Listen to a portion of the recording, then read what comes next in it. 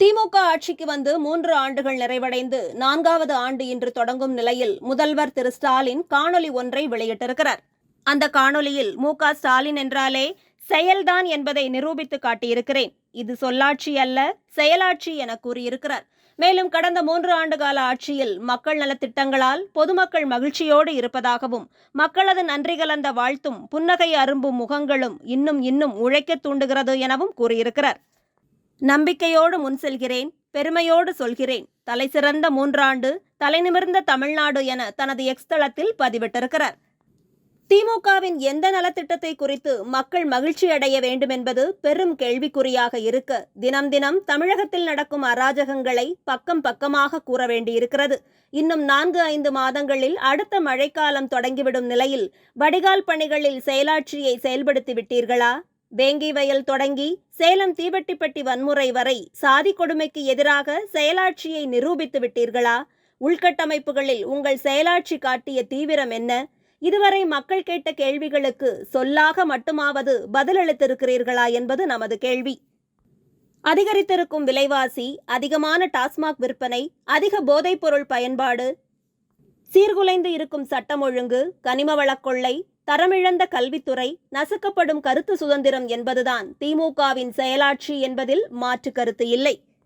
இந்த சூழலில் தமிழகத்தில் திமுக ஆதரவு மற்றும் திராவிட சித்தாந்தங்களை பேசிக்கொண்டு பாஜக தான் பாசிச கட்சி என்று பல ஊடகங்களும் முன்கள பணியாளர்களும் பணத்திற்காக வேலை பார்த்து வந்த நிலையில் சவுக்கு சங்கர் கைது, அவர் சம்பந்தப்பட்ட நபர்கள் மிரட்டப்படுவது என தொடர் நடவடிக்கைகள் எடுக்கப்பட்டு வருவதால் கொத்தடிமைகளே அதிர்ச்சியில் இருப்பதாக கூறப்படுகிறது. இது மட்டுமல்லாமல் சிறையில் சவுக்கு சங்கர் தாக்கப்படுகிறார் என்றும், அவரது உயிருக்கு ஆபத்து இருப்பதாகவும் அவரது வழக்கறிஞர் தெரிவித்திருப்பதோடு, அவரை தாக்கிய அதிகாரிகள் மீது வழக்கு பதிவு செய்ய வேண்டும் எனவும் கூறியிருக்கிறார். நடப்பதற்கே சவுக்கு சங்கர் சிரமப்படுகிறார், கை கால்களில் காயங்கள் இருக்கின்றன எனவும் அவரது வழக்கறிஞர் தெரிவித்திருக்கிறார்.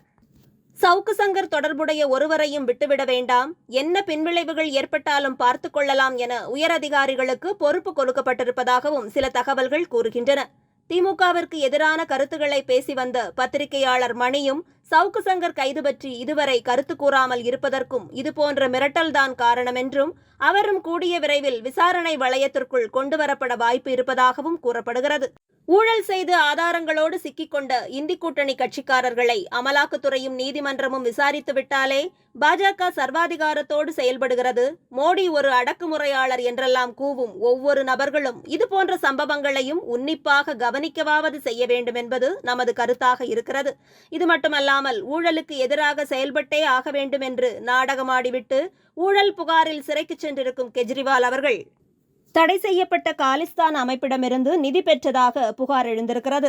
இது தொடர்பாக அவரிடம் NIA விசாரணை நடத்துவதற்கு துணைநிலை ஆளுநர் பரிந்துரை செய்திருக்கிறார். கடந்த 2014ஆம் ஆண்டு கெஜ்ரிவால் அமெரிக்கா சென்றிருந்த போது இந்தியாவில் தடை செய்யப்பட்ட அமைப்பான காலிஸ்தான் அமைப்பின் முக்கிய தலைவர்களை சந்தித்து பேசியதாகவும், அப்போது தேவிந்தர் சிங் புல்லார் என்ற காலிஸ்தான் பயங்கரவாதி விடுதலை தொடர்பாக பேச்சுவார்த்தை நடத்தியதாகவும், பிறகு அந்த அமைப்பிடமிருந்து அரவிந்த் கெஜ்ரிவால் நிதியுதவி பெற்றதாகவும் புகார் கூறப்பட்டது.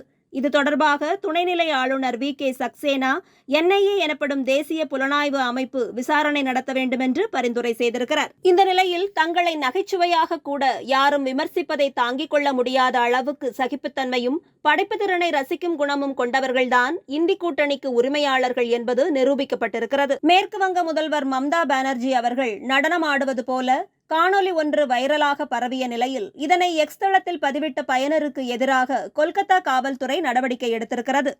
இந்த நடவடிக்கை எடுக்கப்பட்ட சில மணி நேரங்களிலேயே கொல்கத்தா காவல்துறை மற்றும் மம்தா பானர்ஜி அவர்களை சாடும் விதமாக பிரதமர் திரு மோடி அவர்கள் வேறு ஒரு காணொலியை சமூக வலைதள பக்கத்தில் பதிவிட்டிருக்கிறார்.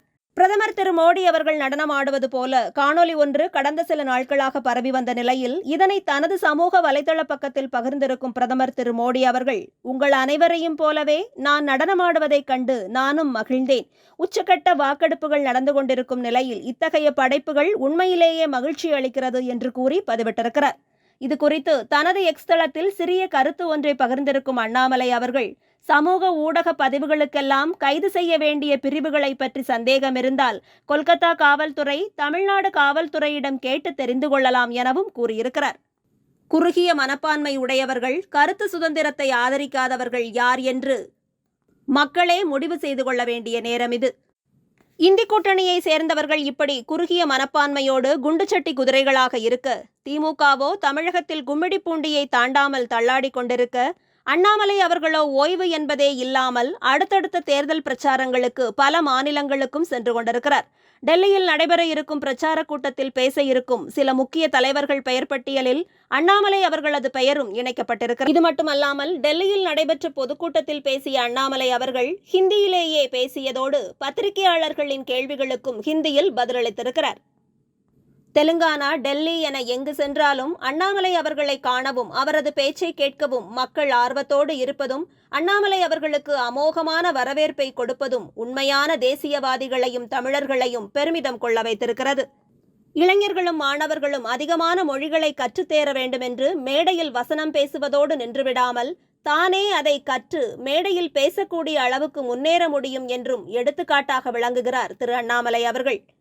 இளைய சமுதாயம் இவரை போன்ற ஒரு தலைவரை விட்டுவிட்டு பாதி சினிமா பாதி அரசியல், யாரோ எழுதி கொடுத்த துண்டுச்சீட்டு என்று சுற்றும் அரைகுறைகளது பின்னால் சென்றுவிடக் கூடாது என்பதே நமது விருப்பமாக இருக்கிறது. இந்த சூழலில் பிரதமர் திரு மோடி அவர்கள் இன்று தனது ஜனநாயக கடமையை நிறைவேற்றி வாக்களித்துவிட்டு வரும் வழியில் அவரை காண குழுமியிருந்த பொதுமக்களிடம் மிக எளிதாக சென்று பேசி கைகளை பிடித்து உரையாடியதோடு அங்கு இருந்த குழந்தையை வாங்கி தூக்கி பிடித்து விளையாடி கொஞ்சியிருக்கிறார். அவரது கைப்பிடித்து உணர்வுபூர்வமாக பேசியவர்களது தலையில் கை வைத்து ஆசி வழங்கிய பிரதமர் அவர்களது எளிமையான நடவடிக்கைகள் சமூக வலைதளங்களில் அதிகமான பாராட்டை பெற்று வருவது குறிப்பிடத்தக்கது.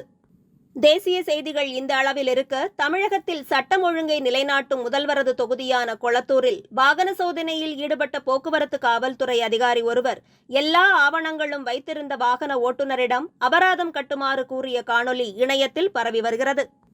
பள்ளி புத்தகங்களை ஏற்றிக்கொண்டு கொளத்தூர் வழியாக சென்ற வாகனத்தை நிறுத்திய காவல்துறையினர் வழக்கு ஒன்று போட வேண்டும் என்று கூறியதாகவும், என்ன வழக்கு, எதற்காக வழக்கு என்று கேட்டதற்கு எந்த விளக்கமும் தரவில்லை எனவும் வாகன ஓட்டி கூறியிருக்கிறார். உண்மையிலேயே தான் ஆவணங்கள் இல்லாமல் வாகனத்தை ஓட்டியிருந்தாலோ, சட்டவிரோதமாக செயல்பட்டு இருந்தாலோ அபராதம் கட்டியிருக்கலாம், வழக்கு பதிவு செய்திருக்கலாம். ஆனால் உண்மையாக அப்படி நடக்கும் சட்டவிரோத செயல்களை காவல்துறை கண்டுகொள்வதே இல்லை. எங்களை போன்ற சாதாரண நபர்களிடம் முன்பெல்லாம் 100, 150 என்று வசூலித்தார்கள். இப்போது தொடங்குவதே 500 தான். கிடைக்கும் சொற்ப வருமானத்தில் இப்படி தேவையற்ற லஞ்சம் கொடுத்தால் நாங்கள் பிழைக்க முடியுமா என அவர் குமுறியிருக்கிறார். ஆவணங்களை சரிபார்க்கும் முன்பே வழக்கை முடிவு செய்துவிட்டு பணத்தை கட்ட சொல்லிவிட்டு பிறகுதான் ஆவணங்களையே கேட்கிறார் எனவும் அவர் குற்றம் சாட்டியிருக்கலாம். முதல்வர் குறிப்பிட்டது போல 3 ஆண்டு கால செயலாட்சியில் உள்படுமா என்பதை மக்கள் சிந்தித்துக் கொள்ள வேண்டும். தமிழக அரசின் ஆணைகளை மட்டுமே நிறைவேற்ற வேண்டிய பொறுப்போடு காவல்துறை இருப்பதால் மக்கள் பணியாற்ற அவர்களுக்கு நேரமில்லாமல் போவது இயற்கையே. இதனால் சமூக குற்றங்களை மக்களே தட்டி கேட்பதும், அவ்வாறு தட்டி கேட்பவர்கள் கொலை செய்யப்படுவதும் தினசரி செய்திகளாகி வருகிறது. பெரம்பலூர் அருகே சுரேஷ் என்பவர் அரசு அனுமதியின்றி சட்டவிரோதமாக தனது வீட்டில் மது விற்பனை செய்து வந்துள்ளார். அவரிடம் மது வாங்க வருபவர்கள் நள்ளிரவு வேளையில் அவரது பக்கத்து வீட்டைச் சேர்ந்த ஆனந்தகுமார் என்பவரது வீட்டின் கதவை தட்டி மதுபானங்களை கேட்டு தொந்தரவு செய்துள்ளனர். இதனை பலமுறை கண்டித்திருக்கும் ஆனந்தகுமார், தங்களது வீட்டில் பெண் பிள்ளைகள் இருக்கிறார்கள், இப்படி என் வீட்டில் நள்ளிரவில் மதுபானம் கேட்டு பலரும் தொந்தரவு செய்கிறார்கள், உங்களது வீட்டின் முன்பாக மது விற்பனை பதாகை வைத்து விற்பனை செய்யலாமே என பலமுறை கூறியிருக்கிறார். இருப்பினும் இவற்றையெல்லாம் காதில் வாங்கிக் கொள்ளாமல் சுரேஷ் தனது மது விற்பனையை தீவிரமாக செய்து வந்திருக்கிறார். இது குறித்து ஏற்கனவே பாடாலூர் காவல் நிலையத்தில் ஆனந்தகுமார் புகார் அளித்த நிலையில் நடவடிக்கை ஏதும் இல்லை என்பதால் மாவட்ட ஆட்சியர் மற்றும் மாவட்ட காவல் கண்காணிப்பாளரிடம் இது குறித்து புகார் அளித்திருக்கிறார். இதை தெரிந்து கொண்ட சுரேஷ் ஆனந்தகுமாரை கொலை செய்ய திட்டமிட்டு தனது குடும்பத்தாரோடு சேர்ந்து கடப்பாரை மற்றும் கம்பி கற்களை கொண்டு ஆனந்தகுமாரை தாக்கியதால் அவர் சம்பவ இடத்தில் உயிரிழந்திருக்கிறார். இந்த சம்பவத்தை தொடர்ந்து தப்பித்துச் செல்ல முயன்ற சுரேஷ் மற்றும் அவரது குடும்பத்தாரை காவல்துறை தற்போது கைது செய்திருக்கிறது. தினம் தினம் பக்கம் பக்கமாக நாமே பல பிரச்சனைகளை எடுத்து கூறிக்கொண்டிருக்க மக்கள் முகத்தில் புன்னகை இருக்கிறது, தமிழகம் தலைநிமிர்ந்து இருக்கிறது, இது சொல்லாட்சி அல்ல செயலாட்சி என்று முதல்வரால் எப்படி உரை எழுத முடிகிறது என்பதே பலரது சந்தேகமாக இருக்கிறது. தாமரை வணக்கம். ஜெய்ஹிந்த். எத்தனை காலந்தான் ஏமாற்றுவார் இந்த நாட்டிலே.